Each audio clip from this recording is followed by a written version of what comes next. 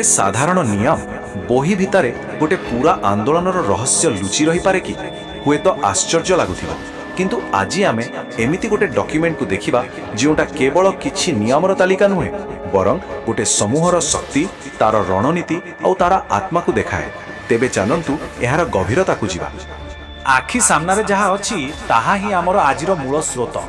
देखा गले हाँ यह तो खाली कागजर गोटे पृष्ठ किंतु भल भावे देखिले यह एक पूरा पूरी योजना। तेबे प्रश्न उठुची ये जो साधारण दिशुथिबा नियम सब अच्छी यह पछरे कौन किछि गभीर रणनीति लुचि रही। आसंतु एही विश्लेषण रे यार उत्तर खोजिबा। तो कौन सी भी संगठन को बुझीबा को हेले तार काम को देखिबा आगुरु तार मूल चिंताधारा बा दर्शन को बुझीबाटा बहुत जरूरी। आउ एही नियमावलीर प्रथम भाग ठीक सेही कामटा ही करूछि।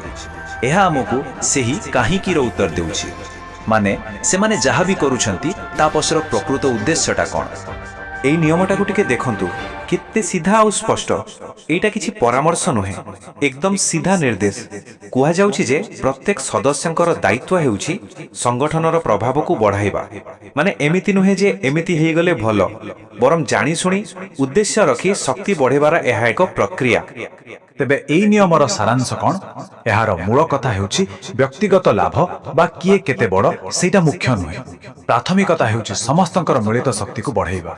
समस्तंकर गोटिए ही लक्ष्य संगठन को केमिति अधिकरू अधिक शक्तिशाली करा जिबा। आउ गोटे मूलनीति देखिबा, ता हेउछि आदान प्रदान बा आमे जाहाको कहू दियानिया। शब्दटा सुनिबाकू बहुत सरल लागुछि किंतु एहा भितरे परस्पर को सहाय्य करिबा आउ समर्थन करिबार एक बहुत गभीर दर्शन लुचि रहिछि। एइटा केवल किछि देवा नेबार कारोबार नुहे, एहा हेउछि संपर्क आउ पूरा समुदाय को गढ़िबार मूल दुआ।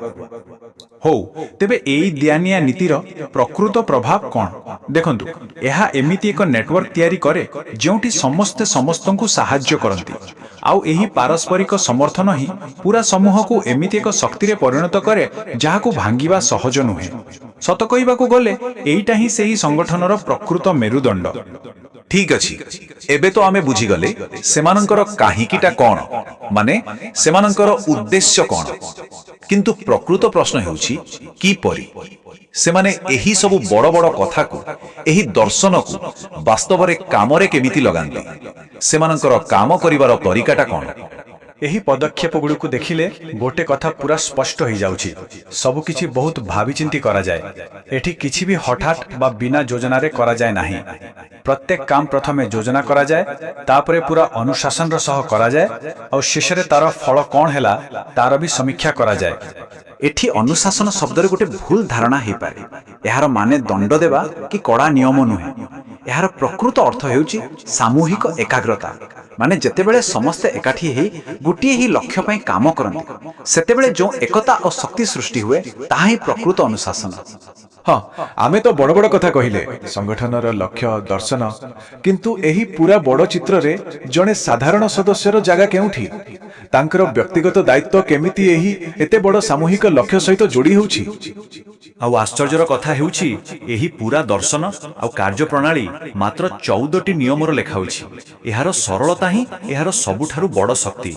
कोनोसी जटिल कथा नाही, किछि द्वंद्व नाही, एकदम सीधा आउ स्पष्ट निर्देश। एमिति नियम जाहाकू मने रखिबा सहज आउ कामरे लगेबा भी सहज। तृणमूल स्तरर आंदोलन पई एहाटू भला आउ कोन हे पारे। एही तुलना को देखिले पूरा संपर्कटा आम आखि सामने स्पष्ट हो जाउछि। बाम पटे अछि व्यक्तिगत कर्तव्य आउ डाहण पटे संगठनर लक्ष्य। देखंतु प्रत्येक सदस्यंकर छोट छोट काम भी सीधा सड़क समूहर बड़ उद्देश्य को पूरा करुछि।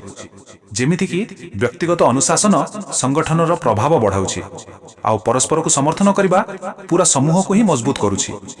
आउ एही नियमटी को देखंतु एटा सीधा सड़क जने सदस्यर व्यक्तिगत आचरण उपरे गुरुत्व देउछि। आ गोटे तृणमूल स्तर आंदोलन पई यह बहुत बहुत जरूरी। काहे कि ना एमिति आंदोलन में संबल सबु बेले कम थाए, तेणु प्रत्येक मिनिट और प्रत्येक टंकार हिसाब रखिबा तार सठिक व्यवहार करिवाटा निहाती आवश्यक। तेबे एते सबु विश्लेषण परे आमे सिखिले कोन?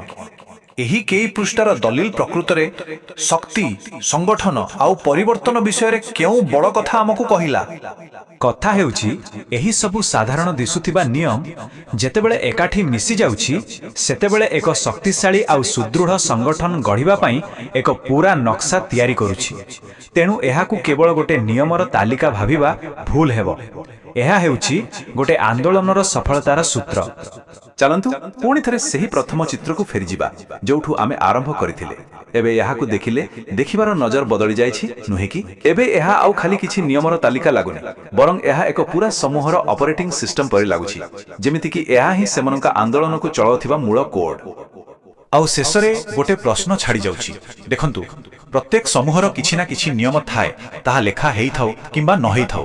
ତେବେ ଟିକେ ଭାବିବା ଦରକାର ଯେ ଆମେ ସମସ୍ତେ ଯେଉଁ ସବୁ ସମୂହର ଅଂଶ, ସେଗୁଡ଼ିକୁ ପ୍ରକୃତରେ କେଉଁ ନିୟମ ଆଉ କେଉଁ ମୂଲ୍ୟବୋଧ ଏକାଠି ବାନ୍ଧି ରଖିଛି।